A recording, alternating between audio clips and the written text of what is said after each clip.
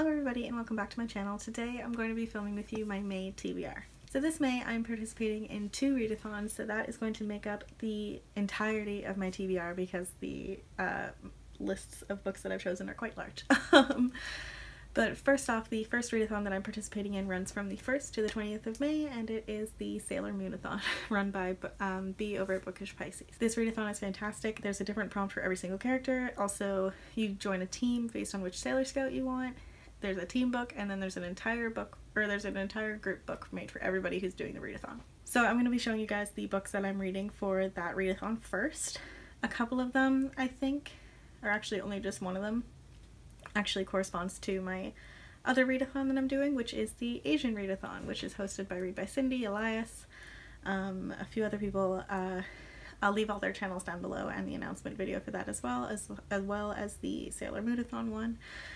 And it's a wonderful challenge to get you to read a few more books by Asian authors and about Asian characters, which I think is fantastic. And so I've like interspersed a couple of those into this TBR, and then I'll be showing you the other ones that I'm going to be reading for the rest of that readathon.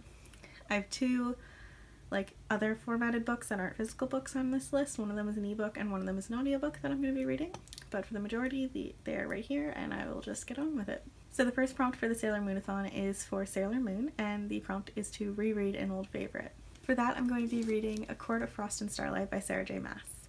This is a book that many people didn't enjoy who are fans of the A Court of Thorns and Roses series, but I loved it. I feel like everybody's always talking about how they want like a cheesy Christmas special with all of their favorite characters, and this is exactly what that was. I loved seeing the aftermath of the original trilogy, and I thought it was a good setup for the rest of the books that are going to be coming out about different characters.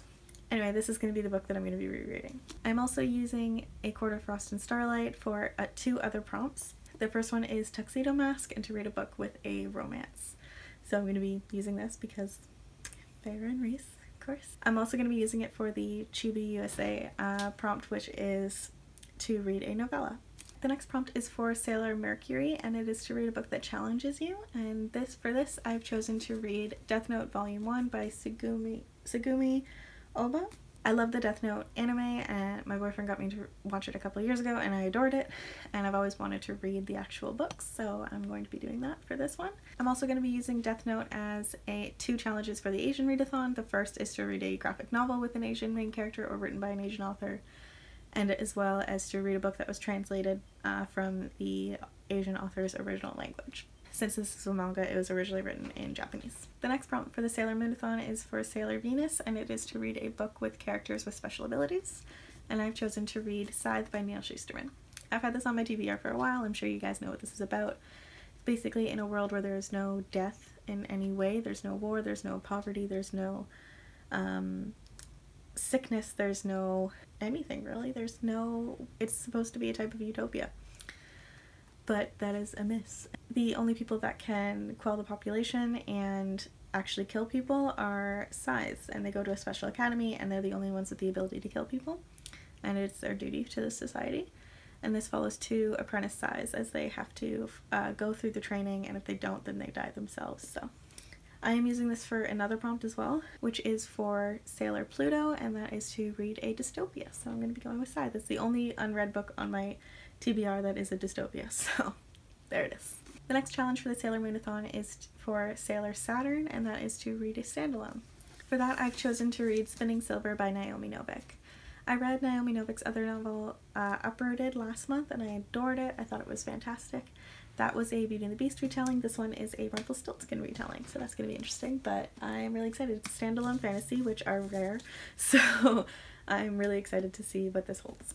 Next prompt for the Sailor-Moon-A-Thon is Sailor Uranus, and that is to read a book with a gorgeous cover, and for that I've chosen Dragon Pearl by Yoon-Ha Lee. This is one of the Riordan Presents novels, same as the Arasha series by Roshni Chokshi and the Stormrunner series, and I haven't read any of them yet, so I'm really excited to get into it. I love Rick Riordan, I love all the Percy Jackson, Magnus Bane, Kane Chronicles series. I love them all, so I'm excited to get into this. This is a middle grade sci-fi novel, written by a Korean American author, and I believe the characters are meant to be Korean inspired in this as well. which makes it another like correspondence for my Asian readathon. So I'm excited, but the cover is gorgeous. I love it. I love the gorgeous little silver fox here because it's got like fox shapeshifter type magic in it, and I'm excited. Next up is Sailor Jupiter, which is to read a book over 400 pages, and for that I've chosen to read The Night Circus by Erin Morgenstern. This my friend at work actually lent to me, so thank you to her for that. I'm really excited. I'm actually currently reading this. This book is 512 pages long, so it fits the challenge, and I've wanted to read it for a long time. I've heard great things about it. It's an adult, either magical realism fantasy type story about a traveling circus that only appears at night, and a challenge between two of the circus dwellers, so that's exciting. Next up is Sailor Mars, and for that you have to read a book with some type of fire element to it. And for that, I chose to read Ash Princess by Lauren Sebastian. I actually read this one first, and I adored it.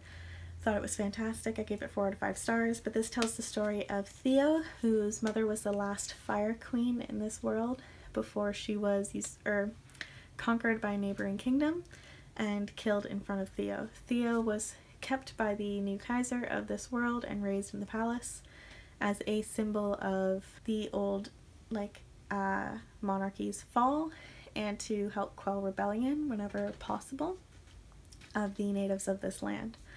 I adored this. I thought it was fantastic. It's got a really cool magic system using like gems and stuff like that based off of the 4 elements: earth, air, fire, and water, and I thought that was really interesting, but I adored it and I really liked it, and it was a great choice. So those books will actually fulfill all the challenges for the Sailor-Moon-A-Thon except for the team book and the group book. The team that I've joined for the Sailor-Moon-A-Thon is Sailor Venus, and our group book is The Sun is Also a Star by Nicola Yoon. I'm really excited to read this. I'm excited to see the movie when it comes out, so I'm happy to read the book first. And it's the first contemporary I've read in a long time. I don't typically read contemporary, so this is going to be a challenge. I should have used that for the challenge one. But anyway, it is about a very unexpected romance that stems the day before the main character Natasha is being deported to Jamaica, so it's apparently going to be emotional. I know it, but I've heard nothing but good things about it, so I'm very excited. I'm also using this to fulfill the last challenge for the Sailor-Moon-A-Thon, which is Sailor Neptune, and it is to read a contemporary.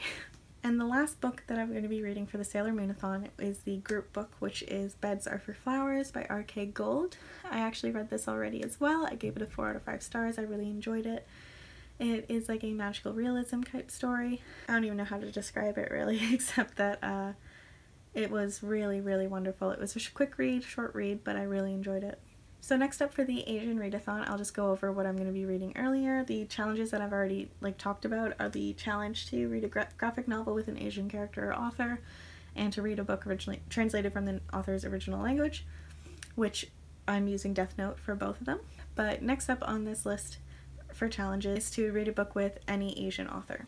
So for that, I'm going to read Shadow of the Fox by Julie Kagawa. Julie Kagawa comes from a Japanese background, and I've been wanting to read this book for a long time, so I think it's a perfect opportunity. It's got shape-shifting magic, it's got assassins, and it's got 2 characters that are both searching for the same thing. One of them has it already, and I'm sure antics are going to ensue, so I'm very excited. The next prompt for the Asian readathon is to read a book with an intersectional Asian character or author, and for that I am reading Arusha and the End of Time by Roshni Chokshi. Roshni Chokshi is half Filipino, half Indian, and so this works perfectly. This is another of the Rick Riordan Presents. The sequel actually just came out a couple days ago, so I'm excited to read this and then read the sequel. But again, I'm very excited about it. It's again another middle grade fantasy involving mythology, which are my favorite things, so I am very, very excited to give this a go. And then the last challenge is to read the group book, which is 1,000 Beginnings and Endings by Ellen O. This book is a collection of Asian-inspired short stories, and I'm going to be listening to it on audiobook on my way to and from work in the next couple of weeks. I'm going to be prioritizing the books for the Sailor-Moon-A-Thon because it runs from the 1st to the 20th of May, whereas the Asian readathon is for the entire month. So hopefully I can get through the Sailor-Moon-A-Thon books before finishing off the month with the remaining Asian readathon books, except for 1,000 Beginnings and Endings because I'll be listening to it in the car and I can do that anytime. I can't read any of the other books at that time, so it's gonna be interesting. Anyway, thank you guys so much for watching. That was my May TBR. I hope you guys enjoyed. If you did, please give this video a thumbs up because it really supports my channel and helps to grow this community.